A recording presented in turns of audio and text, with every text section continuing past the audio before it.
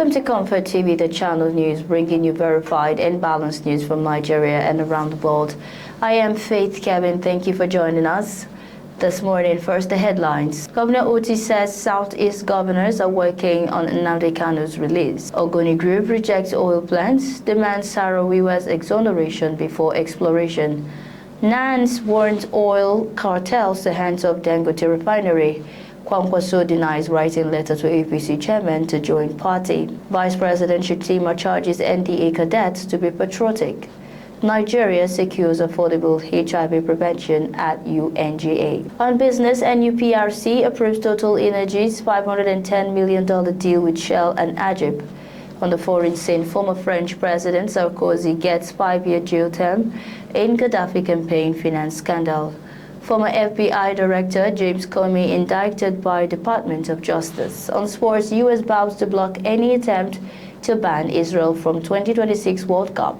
Olise says Nadozie break into Ballon d'Or top 4 is worth celebrating. Now the news. Governor Alex Otti of Abia State has assured that contrary to perception in some quarters, the Southeast governors have not abandoned the detained leader of the indigenous people of Biafra IPOB, Mazi Nnamdi Kanu. Speaking during a media parley on Thursday night in Umuahia, Governor Otti said the governors are actively engaging relevant authorities to secure Mazi Kanu's release, but stressed that not all efforts are meant for public disclosure. His clarification came after Igbo elders from across the southeast staged a protest at Government House Umuahia over Mazi Kanu's continued incarceration. The elders accused political leaders in the zone of neglecting the IPOB leader and urged Governor Otti to rally his colleagues to engage President Bola Tinubu on the matter. Governor Otti expressed optimism that ongoing engagements would yield positive results. On the recurring communal clashes between Itu community in Arochukwu local government area of Abia and its Cross River neighbors, which have displaced many residents, Governor Otti said the state government is working with the governments of Cross River and Akwa Ibom states to restore peace. He attributed the violence to unverified reports of natural resources, particularly limestone, in the disputed area, adding that the Abia Deputy Governor, Ikechukwu Emetu, has been leading talks with counterparts from neighboring states in Abuja to resolve the crisis. Governor Otti further reiterated his commitment to improving Abia State, vowing not to succumb to blackmail but to remain open to constructive criticism. The Ogoni Voice Achievers Foundation, OVAP, has rejected the federal government's plan to restart oil exploration in Ogoni land, demanding that no operations commence until a full environmental cleanup is completed and historical justice, including the exoneration of the late Ken Saro-Wiwa and other Ogoni activists, is secured. In a statement signed by OVAP, founder and board of trustees, chairman, Honorable Ambassador Gospel Barifi Kokana, the group described the government's approach as deeply flawed, unjust, and unacceptable. It warned that resuming exploration without addressing decades of neglect and pollution could stir resentment, social unrest, and renewed conflict. The foundation's intervention comes in response to reports that the government has justified its plan for oil restart on the grounds of economic recovery and energy needs.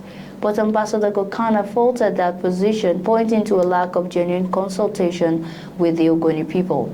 He also criticized what he described as an absence of transparency, accusing the government of making decisions in Abuja offices without deep consideration of what Ogoni communities have suffered historically. OVAP expressed alarm over the lack of public information on environmental impact assessment, benefit sharing arrangement, and safety standards. Central to the group's stance is the federal government's failure to fully implement the recommendations of the 2011 United Nations Environmental Program report, which documented extensive oil pollution in Ogoni land. The group laid out non-negotiable conditions, including a halt to new exploration until the UNEP report is fully implemented, reparations are determined, and a genuinely inclusive stakeholder process is established involving OVAP, MOSOP, women, youth, and traditional councils. It further demanded binding legal instruments for equitable benefit sharing and independent oversight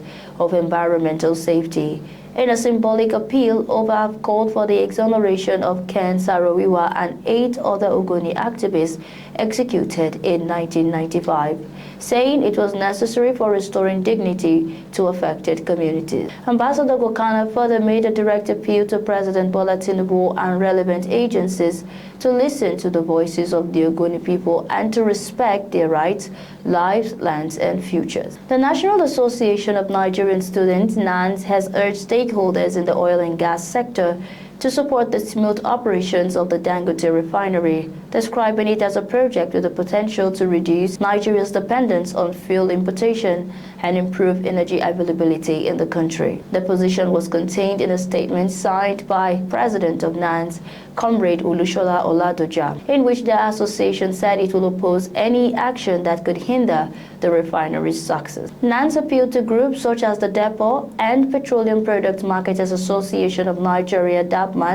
and the National Union of Petroleum and Natural Gas Workers, NUPENG, to work together to ensure that the refinery operates without disruption, stressing the importance of collaboration across the sector. He noted that Nigeria's current daily fuel consumption is estimated at about 550,000 barrels, while the refinery's production capacity is 650,000 barrels per day, which he says, if fully utilized, could meet domestic needs and create a surplus for export. The association outlined some possible benefits of the refineries, such as reducing the country's foreign exchange burden from imports, providing jobs, and improving energy security. Comrade Oladoja said that the refinery had already carried direct and indirect employment, adding that many more opportunities could follow as production expands. NANS also called on both public and private sectors to protect the refinery's operations and ensure that it contributes to long-term economic stability. Former presidential candidate and chieftain of the New Nigeria People's Party, NNPP, His Excellency Senator Rabiu Musa Kwankwaso, has denied reports that he has concluded plans to return to the All Progressives Congress, APC. He also denied claims that he had sent a letter to the APC national chairman intimating him of a decision to return to the party. He went further to debunk claims that the incumbent Kano State Governor Abba Kabir Yusuf was also set to join the APC with him. According to Senator Kwankwaso, who made the clarification in a statement released via his X account, members of the public should disregard fake news and only consider information from established official channels. Meanwhile, recently during an interaction with his supporters, Kwankwaso declared his readiness to join the All Progressives Congress if there is an assurance that he and his people will be valued.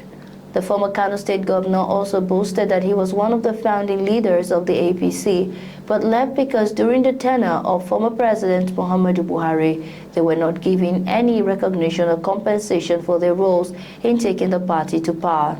He added that for him and his people to move back to the APC has been clamored in some political quarters. There must be solid agreement on what they'll benefit. Senator Kwankwaso further disclosed that he also dumped the People's Democratic Party because he was neglected. Ahead of the 2027 elections, the politician said that after leaving the parties, he has gained value and is now in no hurry to leave the NNPP. Vice President Kashim Shettima has charged the graduating cadets of the Nigerian Defense Academy to uphold ethics, excellence, and patriotism in the discharge of their constitutional responsibilities. Mr. Kashim Shettima gave the charge at the 35th convocation ceremony of the NDA in honor of the cadets of the 72 regular course, postgraduate students, and honorable degrees awardees in Kaduna. The Vice President was represented by the Deputy Chief of Staff to the President, Ibrahim Hadeja. Mr. Shettima highlighted the importance of equality in education as a foundation for national growth, peace, and security. He commended the Academy for its unwavering commitment to excellence in both military and academic training, stressing that education must remain a tool for unity, discipline, and innovation. The Vice President also mentioned some of the achievements of the President Bola Tinubu's administration, stating that many of Nigeria's security and socio-economic challenges were rooted in educational inequalities. He explained that the government was addressing this through initiatives such as the National Education Loans Fund, which provides students in public universities with zero-interest loans to support their higher education. According to him, the program had already increased access to education for many Nigerian youths who previously faced financial barriers.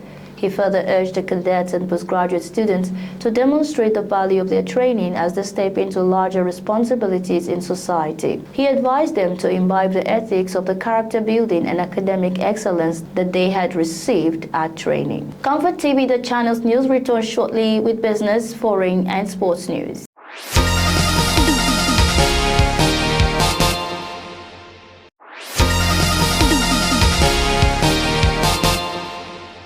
Many thanks for staying tuned. This is Comfort TV, the channel's news. On business, Chairman of First Hold Company PLC, Mr. Femi Otedola, has increased his stake in the company with the acquisition of an additional 64,878,668 million shares valued at 2.01 billion naira. FBN Holdings disclosed the acquisition in two separate documents as required by the post-listing requirements of the Nigerian Exchange Limited, NGX. His new stakeholdings comes almost 3 months after Oba Otukteko, the founder of Barbican Capital Limited and chairman of Honeywell Group, and Tunde Hassan Odukale, Group Managing Director of Leadway Assurance, sold over 10 billion shares held in First Hold Company. The Nigerian Upstream Petroleum Regulatory Commission, NUPRC, has approved the sale and purchase agreement, SPA, by which Total Energies Exploration and Production Nigeria Limited is divesting its entire 12.5% contractor interest in Oil Mining Lease OML 118 to Shell Nigeria Exploration and Production Company, SNEPCO, and Nigerian Ajib Exploration Limited, NAE. NUPRC's head of media and strategic communications, Eniola Akinkwotu, explained that under the transaction, Total Energies will transfer 10% of its interest to SNEPCO for $408 million, while NAE will acquire the remaining 2.5% for $102 million. The Commission noted that pursuant to Section 95 of the Petroleum Industry Act BIA 2021, it conducted due diligence to verify the financial capacity and technical competence of the assignees. NUPRC confirmed that Total Energies, a long-standing operator in Nigeria's upstream sector, had fulfilled statutory requirements, including payment of the application fee for the divestment.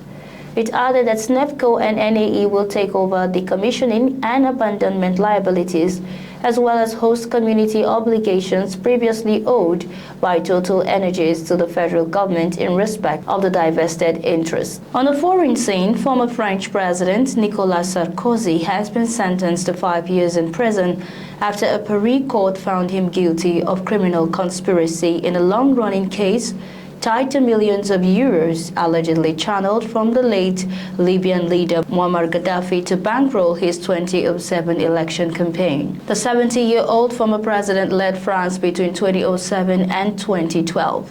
He was acquitted of other charges, including illegal campaign financing and passive corruption. But the verdict means Sarkozy will serve jail time even if he appeals. A first for a former French head of state. As George Nathalie Gabarino read out the sentence on Thursday, there was an audible gasp in the courtroom. Sarkozy was also ordered to pay a 100,000 euros fine. Addressing members of the press afterwards, the former president said the verdict is extremely serious for the rule of law, insisting he was the victim of a politically motivated prosecution. The case dates back to 2011 when reports surfaced that Gaddafi's regime had funneled tens of millions of euros into Sarkozy's presidential campaign 4 years earlier. A Libyan news agency and Gaddafi himself claimed money was secretly channeled to Paris. The following year, French investigative outlet Mediapart published what it said was a Libyan intelligence memo referencing the funds, a document Sarkozy dismissed as forgery. The court ruled that Sarkozy had allowed his inner circle to seek Libyan funding, though it stopped short of concluding that he personally pocketed the money. Former Interior Minister Claude Jones and Bryce Hortefeux were both convicted of criminal association, while Sarkozy's campaign treasurer Eric Woerth was acquitted. Sarkozy's wife, Carla Bruni Sarkozy, faces separate charges of hiding evidence in connection with the case, which she denies. Still on the foreign scene, the U.S. Justice Department filed criminal charges against former FBI Director James Comey in a dramatic escalation of President Donald Trump's retribution campaign against his political enemies. If convicted, Comey could face up to 5 years in prison. He faces charges of making false statements and obstructing a congressional investigation. The president has threatened to imprison his political rivals since he first ran for president in 2015, but this indictment marks the first time his administration has succeeded in securing a grand jury indictment against one of them. The Justice Department is also investigating other antagonists, including New York Attorney General Letitia James and John Bolton, who served as national security official in Trump's first term as president. The charges breach decades-long norms that have sought to insulate U.S. law enforcement from political pressures. The federal prosecutor in Virginia, who had been tasked with pursuing the case, resigned last week after drawing Trump's wrath for expressing doubts about the case, and others in the office have privately said the evidence does not merit criminal charges, according to sources familiar with the matter. President Trump was pressured Attorney General Pam Bondi to prosecute Comey, and other critics celebrated the news. Since the president's return to office last January, his Justice Department has been examining Comey's 2020 testimony when he addressed Republican criticisms of the Russia's investigation and denied that he had authorized disclosure of sensitive information to the news media. The indictment alleges that Comey misled Congress by claiming he had not authorized anyone else to be an anonymous source in news reporting about an FBI investigation.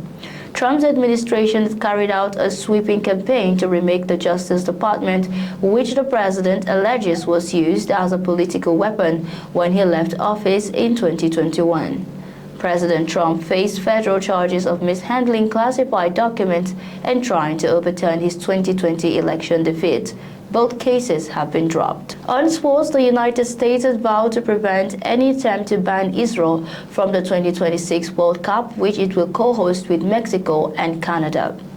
A UN commission recently said Israel has committed genocide against Palestinians in Gaza, prompting calls from UN experts and Spanish Prime Minister Pedro Sanchez for sporting sanctions. UEFA, which organizes World Cup qualifying matches, could meet next week to decide whether to suspend Israel. Israel denies committing genocide, calling the UN report distorted and false, and says his actions are in self-defense. Former Super Eagles captain Sunday Oliseh has showered praises on Super Falcons goalkeeper Chiamaka Nnadozie after she finished fourth in the 2025 Women's Yashin Trophy. The Nigerian Football Federation (NFF) had earlier taken to social media to congratulate the Brighton and Hove Albion goalkeeper for her historic recognition.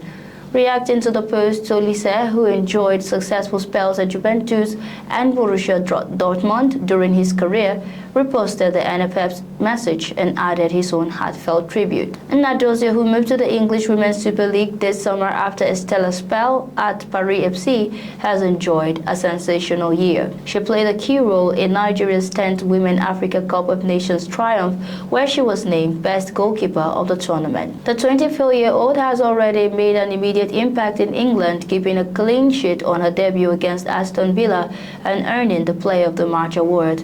Her remarkable performance have not gone unnoticed globally, with her Ballon d'Or recognition confirming her status as one of the finest goalkeepers in women's football today. And that's our news bulletin for you today. But before we go, here is a recap of our top stories. Governor Otti says Southeast governors are working on Nnamdi Kanu's release. Ogoni Group rejects oil plants, demands Sarawiwa's exoneration before exploration. Nance warns oil cartels to hands off Dangote refinery. Kwankwaso denies writing letter to APC chairman to join party.